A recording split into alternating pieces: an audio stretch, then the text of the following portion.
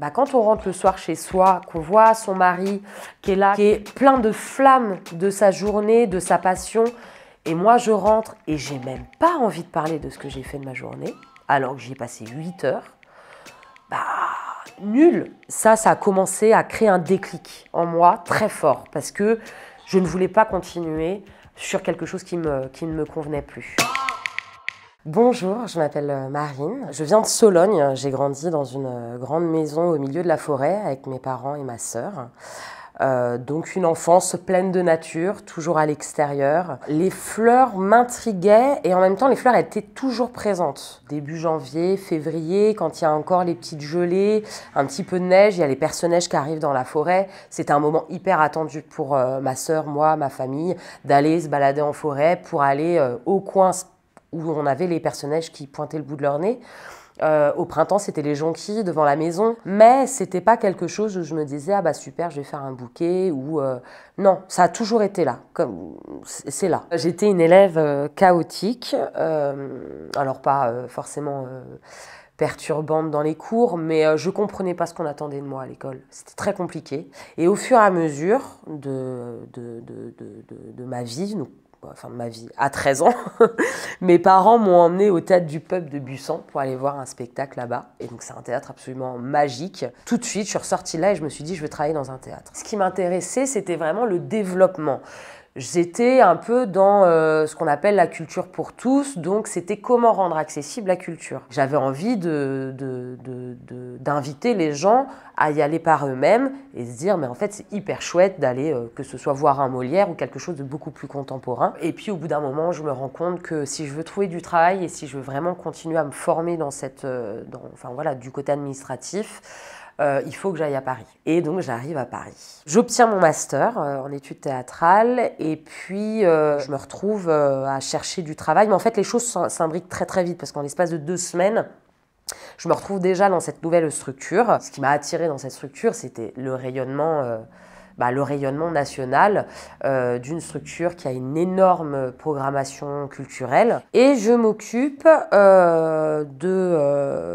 de réaliser les parcours artistiques et culturels des écoles scolaires, des centres de loisirs. Alors au début, c'était vraiment super parce que je voyais ça comme un challenge. On a eu une première exposition, Team Lab, exposition qui a vraiment cartonné et où beaucoup de monde sont venus et où du coup, c'était hyper compliqué pour nous parce qu'on n'était pas calibrés pour le faire.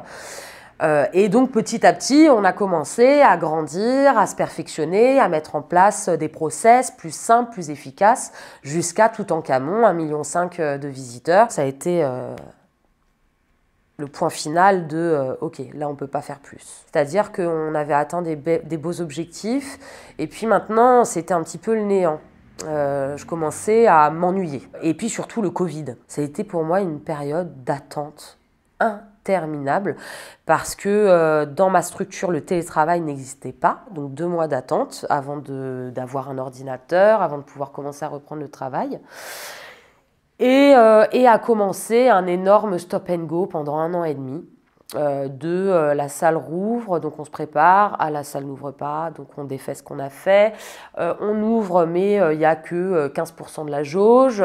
Ensuite le masque, ensuite le pass vaccinal. Et à la fin de tout ça, quand les choses rentrent dans la normale, je me dis « Ah !» Et donc, du coup, on a passé cette période, super, top. Et maintenant, c'est quoi la suite ? Et il n'y a pas de suite. Et c'est là où je commence à dire « J'ai besoin de plus de missions, plus de travail, j'ai faim, donnez-moi quelque chose. » Et il n'y a rien qui se passe. Et je suis devenue la personne que je ne voulais pas devenir, c'est-à-dire quelqu'un qui va au travail en traînant des pieds, qui râle, qui n'est pas très heureuse, qui fait les choses un petit peu « Oh, il faut les faire, moi je vais les faire. » J'étais devenue quelqu'un que j'aimais pas. Et du coup, quand on rentre le soir chez soi, qu'on voit son mari qui est là, qui est plein de flammes de sa journée, de sa passion, et moi je rentre et j'ai même pas envie de parler de ce que j'ai fait de ma journée, alors que j'y ai passé 8 heures, nul. Ça a commencé à créer un déclic en moi très fort, parce que je ne voulais pas continuer sur quelque chose qui ne me convenait plus. Je pense pas du tout à la reconversion à ce moment-là. C'est pas là, et puis à un moment donné, quand même, le brouillard s'évapore, le temps d'un instant, et me laisse la possibilité de voir autre chose. Et c'était en mars 2022, où je redécouvre, vois pour la première fois que j'ai un fleuriste en bas de chez moi. Et je me dis, mais bien sûr, mais fleuriste en fait c'est un métier. Il y a deux choses qui se sont retrouvées, le végétal d'un côté pour lequel j'ai toujours été sensible, et l'artistique, le métier manuel.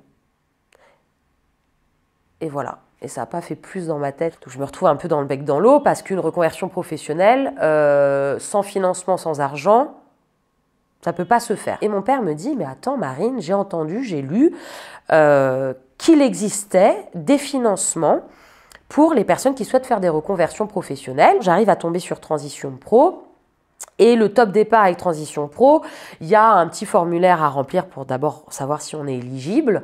Et ensuite, la seconde étape, c'est de rencontrer une conseillère en évolution professionnelle. Et je me dis, elle va aller à l'encontre de mon projet. C'est comme ça que ça va se passer. C'est évident, elle va me dire que ça ne va pas, que ceci, que j'ai pas l'argent, que j'ai pas le truc, que c'est pas ce qu'il faut. Donc, je me dis, je prends ce rendez-vous et je blinde. Donc, j'avais un carnet. J'avais fait plan A, plan B, plan C, plan D. Et je me suis dit, le but, c'est de ne pas la laisser parler. Et en fait, je suis tombée sur une conseillère en évolution professionnelle qui a largement contribué à la réussite de ce projet. Donc, elle m'a aidée déjà à choisir, parce que dans Transition Pro, il y a plusieurs dispositifs. Il y a le projet de transition professionnelle et le dispositif démissionnaire. Moi, ce que j'ai fait, c'est le dispositif démissionnaire. Pourquoi? Parce que ce qui m'intéressait en premier lieu, c'était de quitter ma structure dans laquelle je travaillais. Quand j'ai vu que le dossier a été accepté, c'était un gros soulagement. Parce que le résultat s'accompagnait pour moi de ma démission immédiate. J'envoyais tout de suite ma lettre de démission qui attendait tranquillement. Et donc du coup, c'était OK, allez, eh ben c'est parti. Donc je démissionne mi-août de mon travail, de mon ancien job, et je suis officiellement au chômage début octobre.